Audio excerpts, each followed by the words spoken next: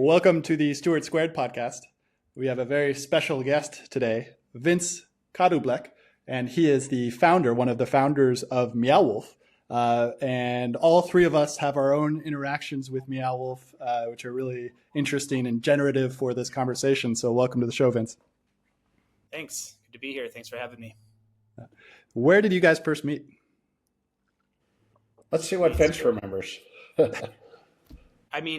I remember, from my memory, was first meeting a Stewart at the House of Eternal Return parking lot or production facility, I guess you could say. Across the street. Yeah. Across the street, yeah. The Fastenal building.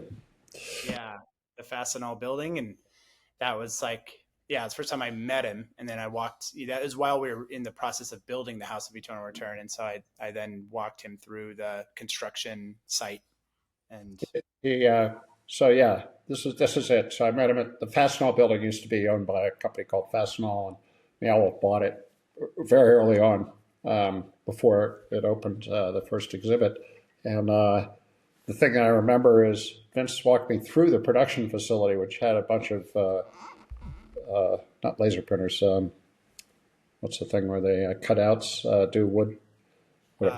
Laser cutter or that's a bunch of laser cutters and storyboards along one wall of the room. And so he told me the story, which, we don't tell people the story because we want them to come and figure out what it is.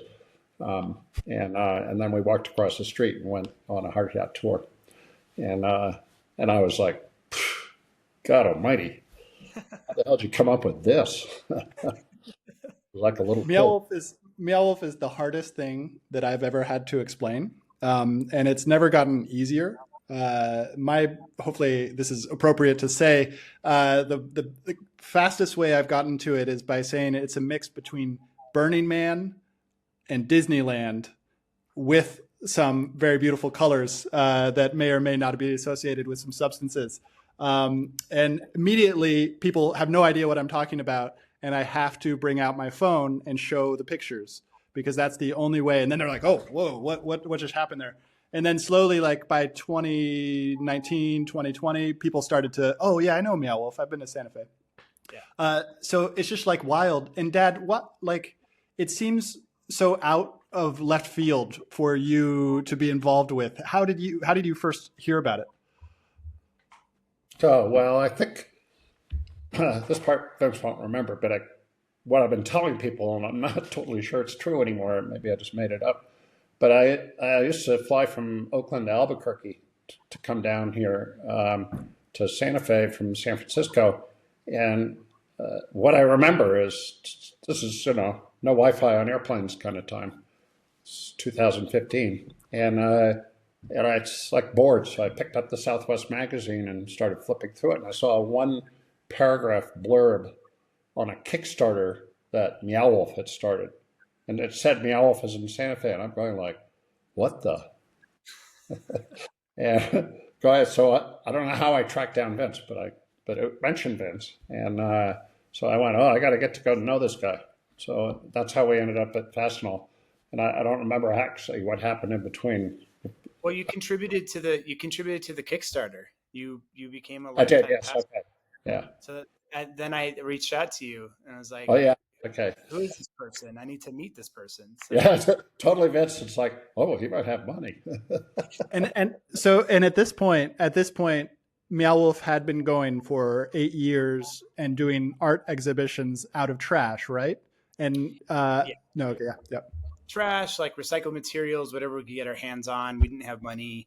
So yeah, we were a group of people, informal. There was no we were not a nonprofit. We were not a business. We were not any sort of like formal entity. We were just a group of friends that made various works inside of our own space, like a warehouse that we rented, but then also sometimes in other people's spaces. And the work got more and more sophisticated over time, and budgets got bigger. And we had to start to ask for donations, actual cash donations from folks. And we got a fiscal sponsor so that we could route donations through their nonprofit, all that, wrote grants. And we learned the art of communication, collaboration, deadlines, timelines, shared vision. There was a lot of like early just learnings on how we work together as an entity that we then took into the business of Meow Wolf, which started in 2015, really. And that was like, we had to do a business because we wanted to continue to put energy into Meow Wolf, but we were exhausted and our time wasn't being compensated for. And so we had two choices: either start compensating for our time or stop doing Meow Wolf. Yeah. And I was once lucky enough to hear the story of how Meow Wolf, the name, actually was created. And it was at a vision retreat. I think it was in 2008 at that nice hotel outside of Santa Fe, out in the outskirts. I can't remember the name of that. And this is where I heard the story. But the story itself is it was taken out of you guys had a bunch of words inside of a hat, and then you pulled them together. Yeah, tell us what was it? Yes, two hats. So we had a bunch of words in one hat, a bunch of words in the other hat. Meow came out of one, wolf came out of the other. And that was how we landed on the name. Yeah. Very cool. Yeah, remarkable. Crazy wave that has happened. So a key thing that appealed to me as I got to know I can't call it the company because it didn't become a company until later, but was that I had missed the thing called the Ship of Due Return, which was built inside of CCA, which is, I can never remember what CCA stands for, something contemporary art, but Center for Contemporary. Center for Contemporary Art. Yeah. There's a big exhibit space there, separate from the theater, and I felt like I had lost something because I missed the Ship of Due Return. But there's a lot of legend around the Ship of Due Return, but it's part of what Vince was talking about. Like they had to figure out how to get people to cooperate to build something, even though it was only live for 30 or 60 days. And so different pieces of the founders and the early participants had to figure out what they were good at. And that led to a lot of conflict. And I think that was the first time that Vince stepped down as CEO. Yeah, stepped down. It wasn't the CEO title at the time. Leader. Yeah, stepped down as the de facto leader, like took my leadership energy out of the mix for a bit just to kind of like let the entity evolve organically, I guess. And this is what engaged me was, it was great because I went into the construction site and I saw the trees being made and welding and, there's all this activity going on. And I could kind of see what it would end up being. And that was cool. That was like, that's the customer point of view. But from my point of view as an investor and somebody who thinks about this stuff, I was much more interested in the tension between making a business and being creative, which continues to this day. And we should mention, Vince is now the chief vision officer at Meow Wolf. And Meow Wolf has is it like 1,200 employees across all the exhibits? I mean, it's a big company with tens of billions of dollars around. I won't say how many tens, but not billions yet, but on its way. And all the way through this process, and I'm fascinated by it. Vince has to live it, right? So I try to be empathetic, but I'm like going, this is really interesting. How do you get that creative core to cooperate with the surrounding business infrastructure and create synergy so that you actually are focused on what the right thing is? And I'd say that the company still hasn't quite figured that out. And may never. And may never. It may not be a good thing to figure it out. Like the tension where the value is. Yeah. So, okay, and this is the question behind my mind the whole time is that essentially we're going through massive transition, and this isn't crazy wisdom, so I won't go into all the philosophical details under which we're going into, but we're going into a transition where leadership is changing, groups are changing, the way people navigate businesses, the way people navigate history is changing, or the way people navigate creative forces. And Meow Wolf is this really interesting thing, which you guys have talked about, which is this creative tension among a decentralized. Well, actually, this is a good question. How decentralized is Meow Wolf? And what is the tension that decentralization creates? And how is it different from a normal quote company? It's way more decentralized than a normal company. Of course, we have plenty of the core of our creative efforts are done through employees of a company, 200 or so creatives who are employed full time at the company. So in that sense, it's centralized. But the decentralization is that Meow Wolf inherently wants to empower and amplify the individual contributions of each of those creative contributors. And so, even though there are 200 employees of Meow Wolf, there are 200 individuals of creative brilliance. And so you are decentralized in that sense. And the structure, it isn't just like a top-down structure like Imagineering or something, or, other studios that say, here's what we're designing, go and do it. It's more from the bottom up, and it's so, and then plus on top of that, we do work with a lot of like creative design build firms and also contracted outside artists to create the work that we're creating. So it's a giant collaboration of many decentralized individual components. The business functions are all centralized, although ironically there aren't very many of the executive team members who live in Santa Fe, at least right now. And that's another tension that exists, which is the creative operations are all in Santa Fe, the centralized ones in this factory called the Caterpillar, or CAT for short. And and that is the company, right? But various executives are in other locations, and then each of the exhibits is in, except for the one in Santa Fe. But even the one in Santa Fe is operated separately from the headquarters. And so it's just another exhibit with the other four. And the vast majority of employees work in the exhibits. And it is a retail business where you have customers and you're figuring out how to deal with customers. And yet that's driven by the creative effort.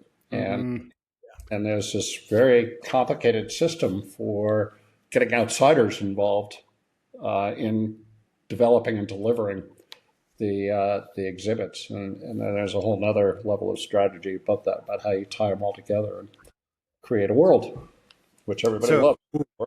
The world building is a very interesting point that I would love to talk more about. But before that, I would love to ask you, Dad, like we've talked on the show a lot about the 1980s, the 1990s, the rise of the PC industry, the rise of companies like VisiCalc and all these other just like companies, like pure companies. Where does Meow Wolf fit on this arc of technology and business? Just for our viewer listeners, I think you guys are about the same age. Stewart's 39 and you're like 41? 42, 43. 43, okay. But you're in the same category. You're millennial, I think. So part of what we've developed in the Stewart Squared podcast is Stewart going like, so you did, VisiCalc. You knew about VisiCalc and this personal computer stuff in 1980, actually 79. And, what's that mean for the future? And so this is where these questions come from. It is, the investment in Meow Wolf is completely orthogonal to everything that is me as a professional venture capitalist. And I started as a personal investor, as an angel investor. So, I did the Kickstarter program and Vince noticed that, reached out. Then he developed, and I give credit to his lack of experience as a business guy. He took some courses at UNM, I think, but he came up with this really weird debt structure where you could choose one of three packages, either all risk or all safety. And I chose all risk, of course, because that's who I am. And I bought the rest of them. There were 6 units left, and I bought the 6 units. And I did something else too, and I can't remember what it was before before Santa Fe opened. And so I lost track of where I was. What was I So trying to... the arc of technology, we're Oh, going yeah. from the 1980s to where we are today. Where Well, does I Meow didn't Wolf even fit? mention this to my partners. I didn't talk about Meow Wolf. Well, I kind of talked about it. I got this interesting angel investment going on in Santa Fe, and it's like a lot of fun and cool. But, they're all somewhere else. And I lived 5 years ago. I moved to Santa Fe, but they still visiting. And um, I didn't really have any reason to talk to them about it because it wasn't a venture capital investment, right? It wasn't a technology. It had nothing to do with technology. Well, no, but at that time, It actually, literally didn't have anything to do with technology. The House of Eternal Return in Santa Fe is a built environment which has some interactive features, but none that were. I mean, there were some Arduinos, I think, and some. There was a little bit of a showrunner system, but you know, there were no technical people involved in no technical people were killed in the process. So that's all come later, and actually it's getting fairly sophisticated. But this is 2015 to 2025. It's 10 years later. Vince, did you have any idea that you were entering into a technology company? Is it a technology company? So the Do Return, the ship that that Stewart referenced, that we did as an art collective, this giant boat that we created that crash landed on an alternate planet, alternate reality planet. Um, it it was 2011 when we built that, and a component of that show was an app that you could download in 2011, and Mm. that app was native to the iOS, and it controlled the lights inside of the environment, Mm. and which at the time was a miracle. Like, can we actually control lights in the space with an app? Can we give people access to the show system that we were building? And we succeeded. And then it also had a QR code scanner via the camera, of course, that then also accessed narrative. Mm. So, and we loved this. Me and another co-founder, Corvus Brinkerhoff, were really pioneering this intention, and we loved it. And it worked pretty well. So this was always sort of part of our thinking. I'd say another part of our thinking has always been like a love for ARGs, alternate reality games. And this idea that folks could, there's a game called Assassin that took place in San Francisco and got a lot of attention back in like the early 2000s, where you have this infrastructure of people playing a game out in the world. It's an alternate reality sort of game. So we always wanted to kind of like play in that space as well.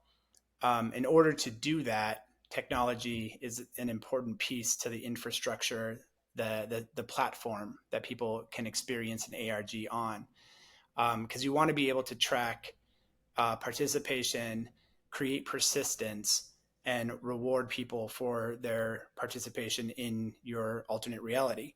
So, like in 2016, when we opened the House of Eternal Return, and I was CEO at the time, and I was thinking about how Meow Wolf might grow. Like it was successful, and I was basically like trying to think about what is the opportunity here? What's the big opportunity here?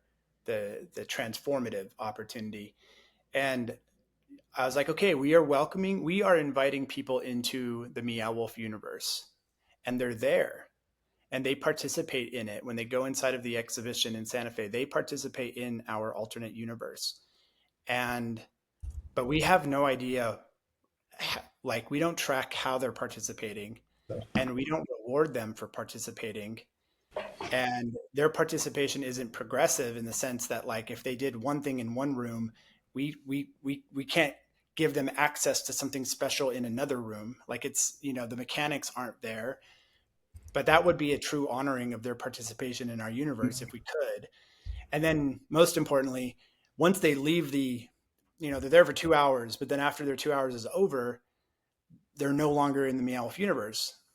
And so the big opportunity was to create, and and this is a lot of conversations with John Henke from Niantic, who at the time, kind of concurrent to us, had just launched Pokemon Go and was seeing success. And so like literally conversations with Henke were contributing to the thinking here. Whoa. Global alternate reality that people can enter, their participation is valued, and their participation is rewarded with some kind of mechanical connectivity, lock and key system that can unlock something else in the universe. And that being a cross reality universe where, yes, I can access that universe via my smartphone. I can access it via my desktop or console. I can access it in real life, and it's all one. Mm. It's all one congruent, seamless infrastructure. So that then was like, oh yeah, we're in the technology space. Yeah. So it's very early. Level, just to say it, Vince has been the only one that's been in the technology space. Corvus as well, but he left after a while. So Vince is leading the charge in terms of implementing the technology in Meow Wolf to pursue that vision. So, and it gets to the nature of art. I believe somebody told me, I don't know if it's true or not. I like art, but I'm not yet an artist, although I'm down here in Buenos Aires and I'm going to start painting soon. And that art is essentially makes an impact on the viewer, right? Where you're somehow moved by the thing that you see. I don't know if that's a good definition of art, but now you just explained to me a world, multiple worlds, where the viewer is now wrapped up, not only in the specific art that they're viewing, but in the entire world. Can you go more into the connection between world building and art? Yeah, anytime art's brought up, it's quite a questionable, ambiguous word. And as we all know, like going down the rabbit hole of what is art. I recently, as in an article actually recently talking about Disney rides, because Disneyland's having their 70th anniversary. And one of the quotes that The Guardian pulled out of my interview was like, every single immersive worlds is the culmination of all media, all mediums of art. Mm. If you were to take anyone, including the rides you take Rise of the Resistance, which is an absolutely brilliant, incredible ride. You take any one of those mediums, sound, scenic painting, sculpture, light and sound, new media, like these will all be art forms. But for some reason, when you put them all into an immersive space and add like play, experience, and fun, Mm-hmm. the art world is like, that's not art. Yeah. That's no longer art. Even though it's like, it's all art. It's all culmination of the mediums of art. So, I kind of like don't care if it's art or not. Like I've kind of given up on caring about that. And I think, yeah. So, and that was specific to Meow Wolf because Meow Wolf was not accepted by the traditional artist inside of Santa Fe, right? No, and we formed because we saw this huge void in the art world of like experience design, play, story, like fun.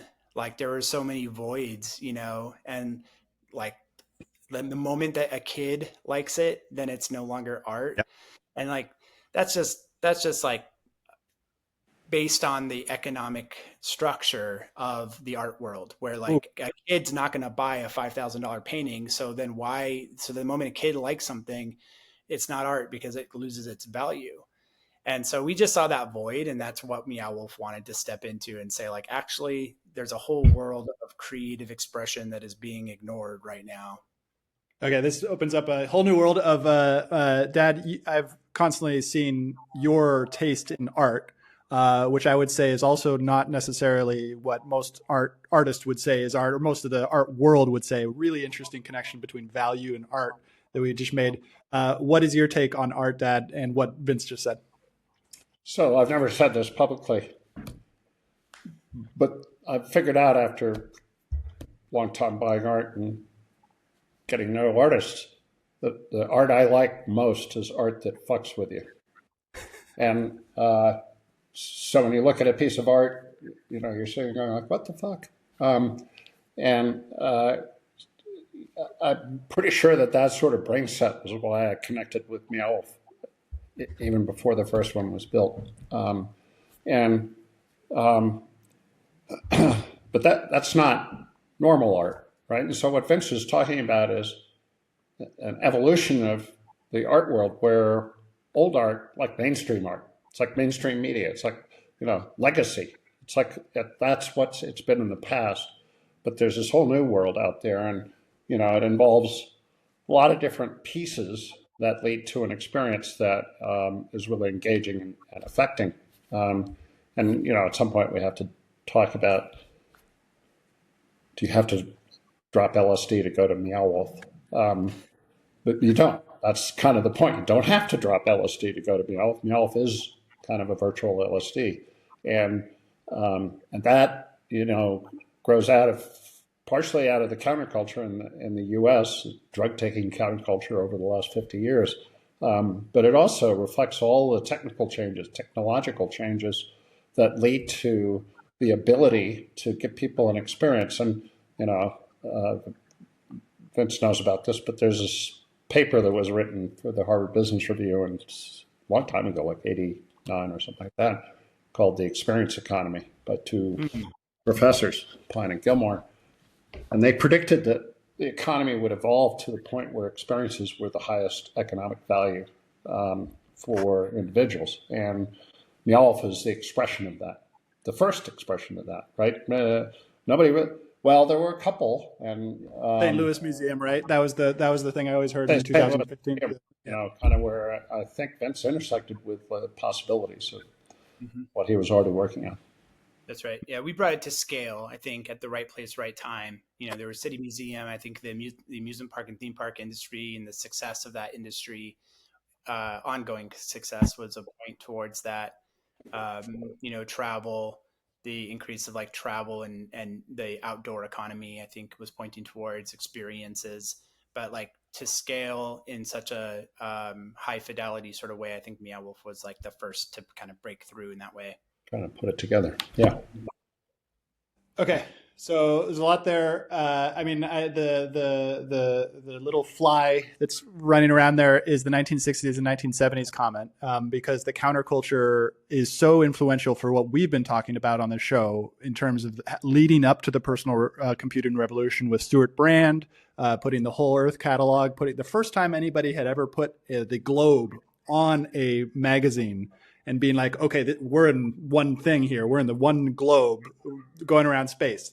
And so that led directly up to the technology world. And now because it feels like to me, the counterculture thing that happened in the 1960s has now turned in on itself.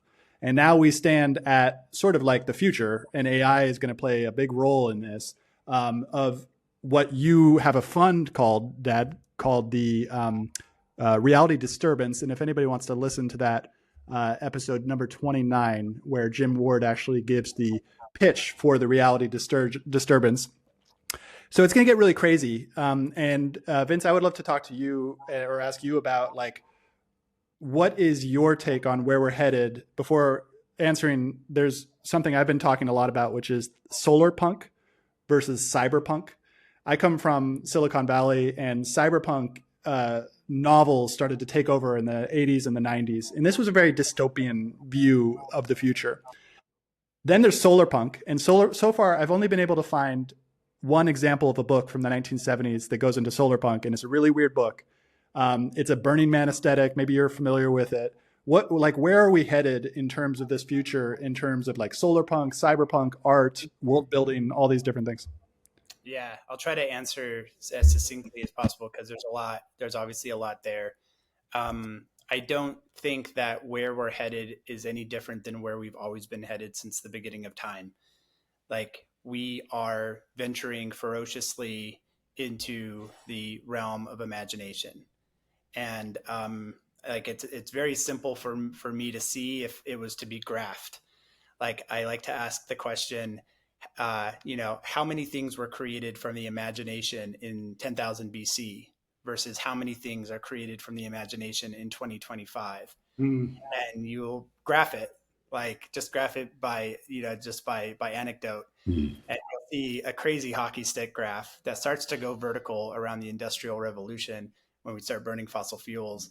And it's not going to stop. Like we are continuing to ferociously express from the imagination and surround ourselves with things that are created from the imagination.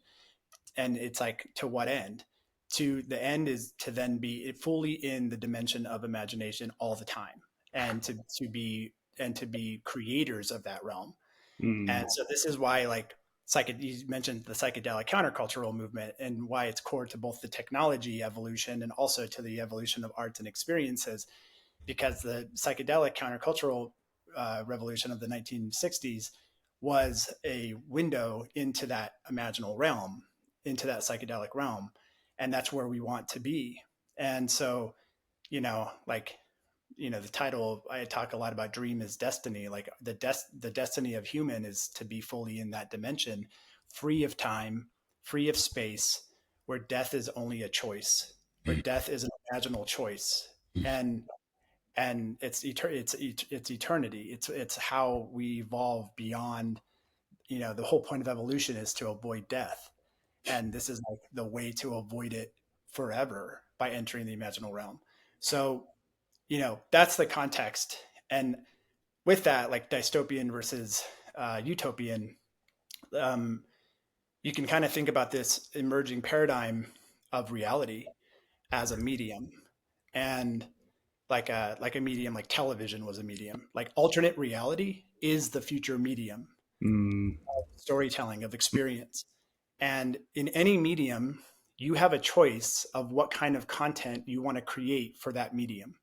So, like, thank God Jim Henson existed when the medium of television came to fruition, because like he created utopian, magical, curious, beautiful, Mm. uh, lovely. His work, Jim Henson's work, expressed these amazing attributes. But you also have a bunch of stuff on television that didn't. And so, like, in the future medium of alternate reality, there's going to be plenty of people who create alternate realities of dystopia. But we need to have content creators who are aspiring to create utopian or alternate realities of magic and beauty and love and connection. And it's a choice. And then people can choose which alternate realities they want to be a part of too. Like, people don't have to watch Sesame Street. They can just watch Fox News all day long. But but you need to have those content creators there to be able to provide the choice. So anyway, that's kind of how Yeah, yeah. Brilliant. I wake up every day working on Meow Wolf, for the reason I work on Meow Wolf. Anything to respond there, Dad? I've got a bunch, but I want to give you the opportunity. Oh, So answered it great. It's basically both solarpunk and cyberpunk are both going to exist. And this kind of leads into one thinker I draw a lot from. His name is Paul Spencer.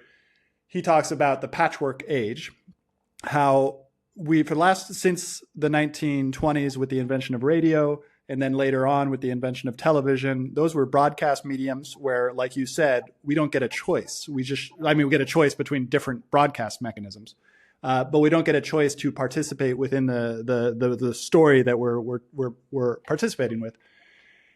And that it's like so psychedelic, and this is where we're headed as a species. But like I feel like we're so unprepared for it as well.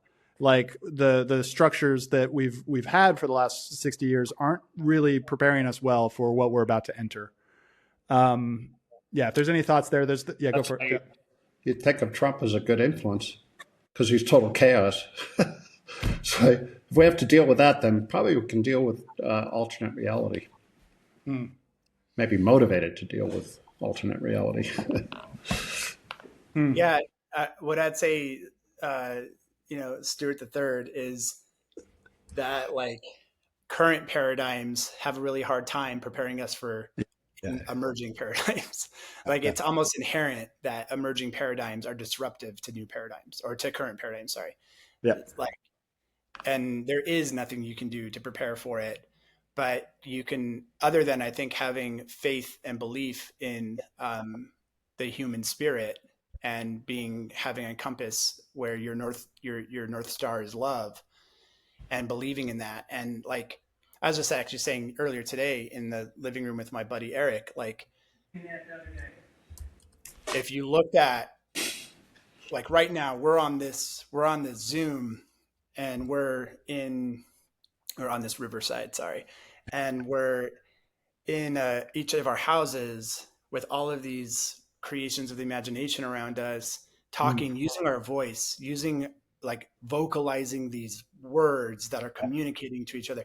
Like if you just took a snapshot of this moment and you shared it with a Neanderthal, they would be freaked the fuck out, right? Like, oh my God, that paradigm is so foreign, and what the fuck is going on?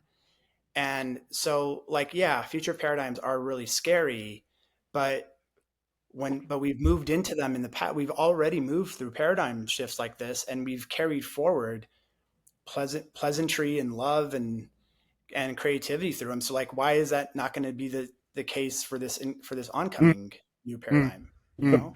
Which exactly reflects my point of view as an accelerationist, or which is you have to believe in human people, you have to believe in humanity, and you have to rely on that because it does get us through. There's periods of disruption along the way, which scares the crap out of most people, but you know, eventually we evolve through it. And I always refer back to the congressional hearings on how video games were corrupting the youth, you guys, of our nation, right? The very serious Congress people sitting around going, well, you know, we got to outlaw this, or we got to like make sure that. Well, actually, the net result of that is that people who played video games in their teens and 20s are people that are really good at processing information in real time, which is increasingly more important, right? I find myself, as an old guy, having a hard time keeping all this stuff in my head at the same time, particularly when it comes to AI and who's doing what to whom. But so I retreat to Meow Wolf because, like, I go, okay, now I go into a place that I can sort of feel comfortable in. So let's talk about. Go for it. I was going to say, it's something else that we can actually pull from the realm of psychedelics in this conversation, which is like, you know, I'm sure, you know, experienced, you know, psychedelic experiences that you have to completely let go and trust, right? And every cell in our body is telling us that this is that we will die, or that something bad will happen if we let go. But it's in that release where we then enter into this place of profound beauty or unity, or and you know, so like I go to that as well from like a firsthand experience of like, you know, doing Bufo Alvarez and being like trusting that this new emerging paradigm that's happening right after I take the Bufo is going to be fine, you know? And yeah, it's actually a practical form of how we can prepare ourselves for an entire sort of experiential shift that's happening. So, Stewart, what episode did we talk about my psychedelic experiences? Yeah, that's a good point. It's probably going to be early on, but 20. It's probably from episode 20 to 30. No, 22. Episode 22. 22. So reference points 22 and 26. But in 22, I talked about how I attribute my success in life to having taken LSD and other psychedelics in college in 1971 to 75, and that shifted my ability to perceive reality or alternate reality enough that when I became engaged professionally, I could visualize stuff that other people couldn't see. Just kind of mapping on my experience of tripping, even though I haven't taken any psychedelic drugs since 1975. And so 50 years, and I've been clean, sort of. But I attribute professional success to that experience. And so here's a even more meta level. I hate that they took that word, but there are 8 billion people in the world. The level we're operating at, we're talking about, is not even known to 7.8 billion of those people, or whatever, 7.1, whatever, whatever percentage of the world population is actually sitting there worrying about experiences in alternate reality. And, where we go from here is a very small segment of the total. So there is this thing about, well, what happens to everybody else? And they're the ones that are really scared of this change, right? We're in the industrial evolution, or, in the telephone television age. So that brings up a really good point that you, Dad, have a lot of experience, and so do you, Vince, is the media. There's something I've been trying to figure out about media, where media essentially is this sort of psychedelic information packet that creates new realities. For example, the television. Basically, once you put the television somewhere, people were all of a sudden able to see other people and could reflect on that and then choose a new reality. In the Polynesia, it was like eating a lot of fast food or things like that. So there's some challenge there as well. But this media thing is really interesting, and I may be harping on it, but like, the media environment for us, where we're in this peer-to-peer thing. There's no more broadcasting. There is broadcasting, like Elon Musk has like 4 billion followers or whatever. So he is broadcasting that to a lot of people, but people can talk back. And I would really love to talk about the world building potential here. I actually am going to create a treasure hunt down here in Buenos Aires. I've already done some treasure hunts and stuff like that. And part of that is to prepare people for AI. But a lot of that's going to be world building as well. I like this idea of world building. Totally lost my train of thought there. Yeah. So, Vince, hopefully you can surf with Stewart here, because every once in a while I just loses me. I can't remember what we're talking about.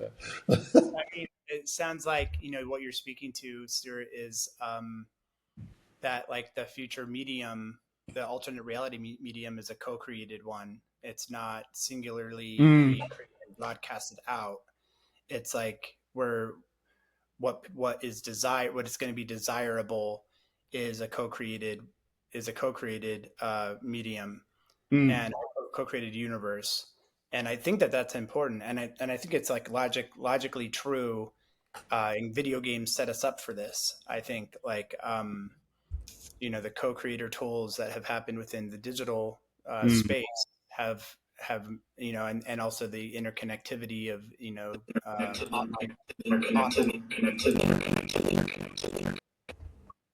something weird happened. Check. But yeah, so I think that, like, you're right. I mean, you're pointing towards that. So here's I can ground it. The core technical challenge in what we're talking about is real-time synchronous systems, right? So everything you do can be reflected instantly in both real life and in digital life. And it's really nutty problem. In fact, the problem with LLMs, and Stuart and I have talked about this before, is that you have to go train the LLM for X amount of months. And when you release the new model, it doesn't know anything about the last 6 months because it started with data 6 months ago. And it's not a real-time system. And there are attempts to figure out how to make it more real-time, or at least near real-time. But until everything exists, both digital and physical, at the same time, completely synchronized across all systems, there's going to be a lag. And the thing we're headed for is to exist in both sides in real time, always.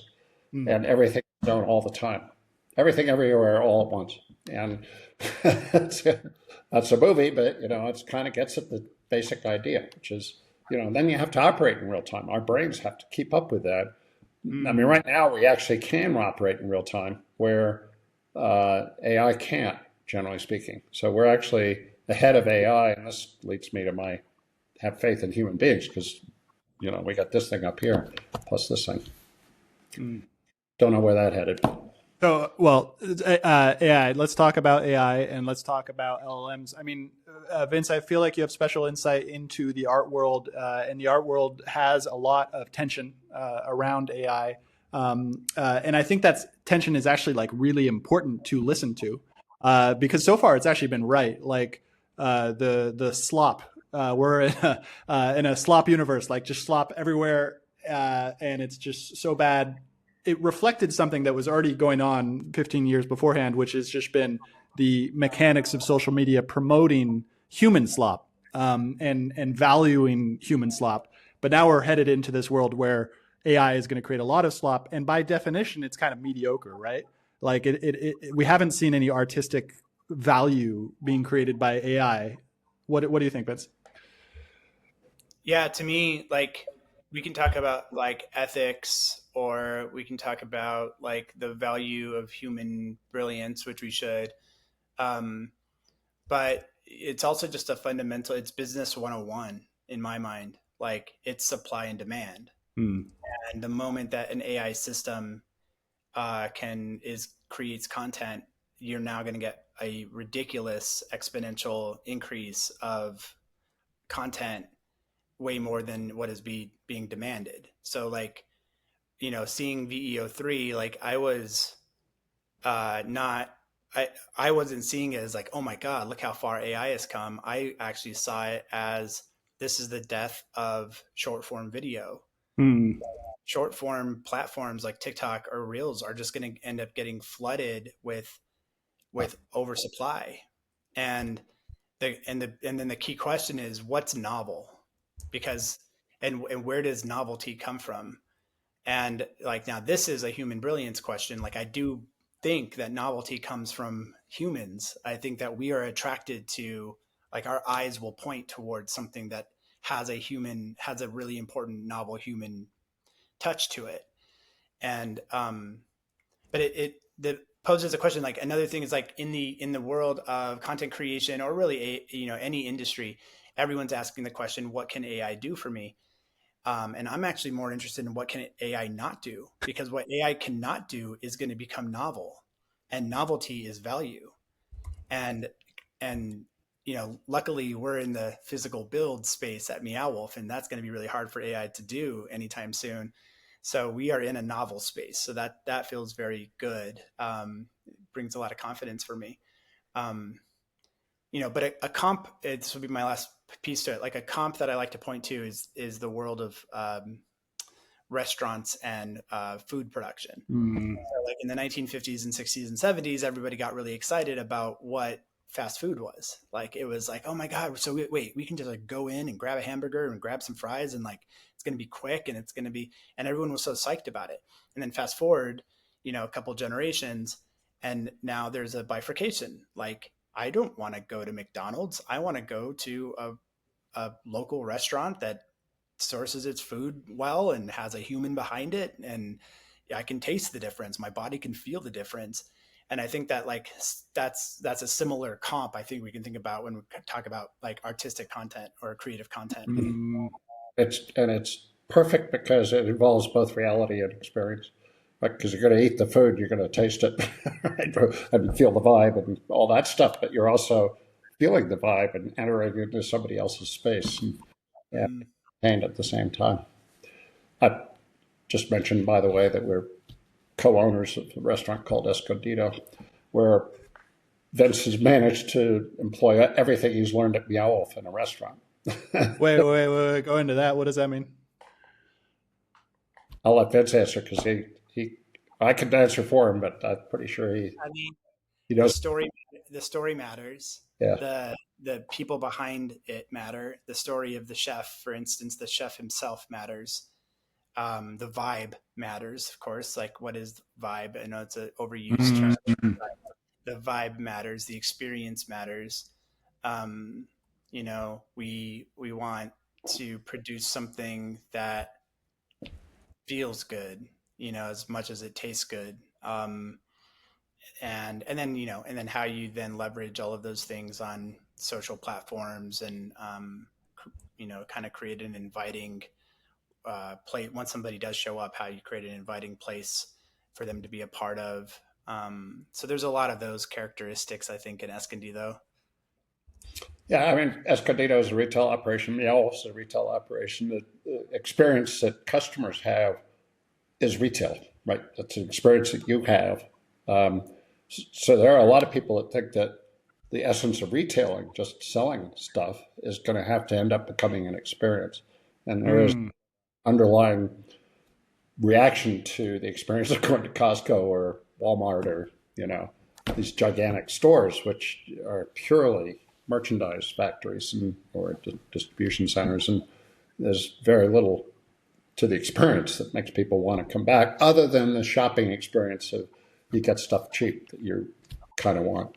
But the framing of retail is really now beginning to become framed by what we do at Meow Wolf. Mm. So, okay, so we got about 5 to 10 minutes left. I would love to go back to the history because part of the show is to like track how we got here.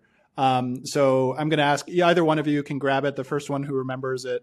But what is your favorite story that you remember of, for example, Vince, of my dad, or dad of Vince, of like, what's your favorite story from like 2015 to 2020, around that time?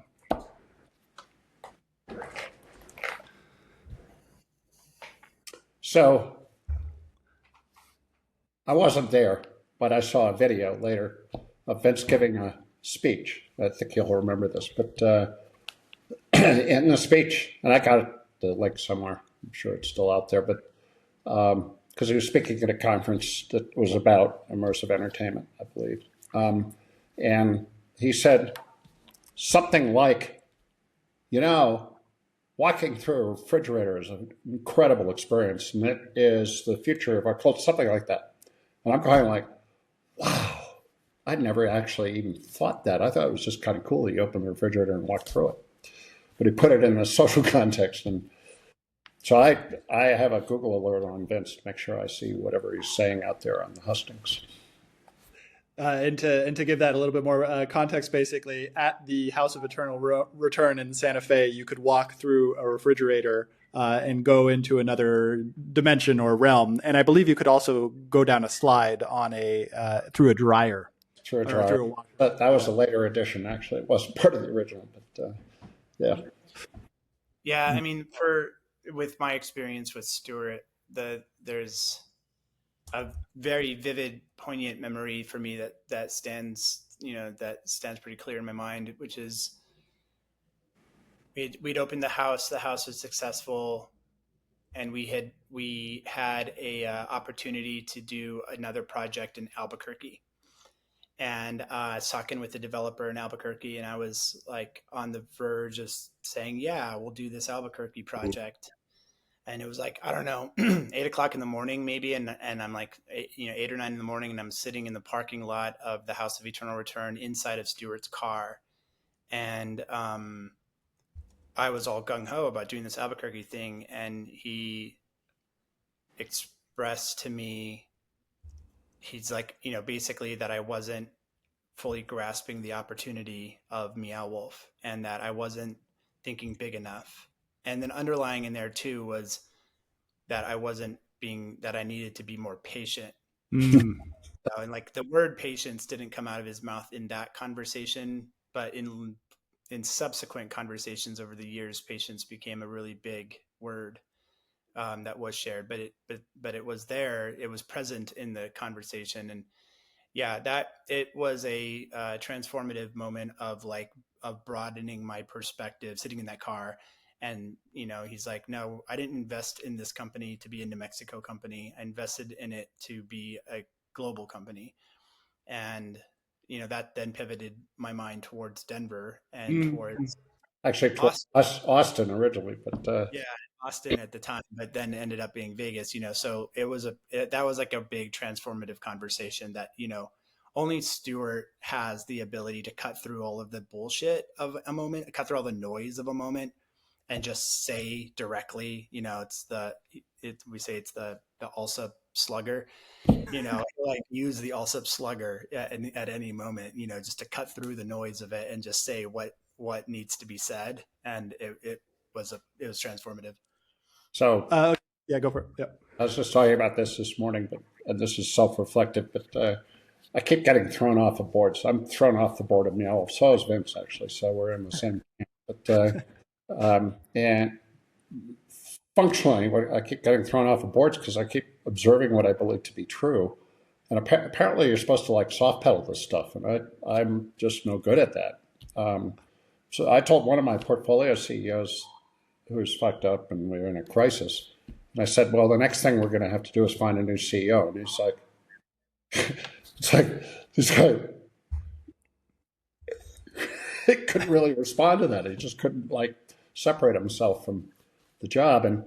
And you know, now I'm worried that he's pissed off at me and is trying to get rid of me on the board. But there's a pattern. I can see the pattern. You know, I'm not a good employee. Maybe I'm not a good board member, whatever. But, you know, why bother unless you're trying to do the right thing? And so the word patience is interesting because that came up later. And Peter Zandana, who is still on the board, suggested to Vince that he worship at the feet of Saint Monica, who is the saint of patience. But the real issue is, and this Vince understands this, is a strategy, right? It's not the next thing. It's what's the thing 5 years from now and how do you get from here to there, right? And Vince has got this now. He's completely on it and has elevated himself from like doing the New Mexico thing to being the chief vision officer. That's really cool. Well, thank you both for your time. That was an excellent show. And hope the listeners enjoyed. And please subscribe. Thank you, guys. Awesome. Thanks, Stewart. Stay on.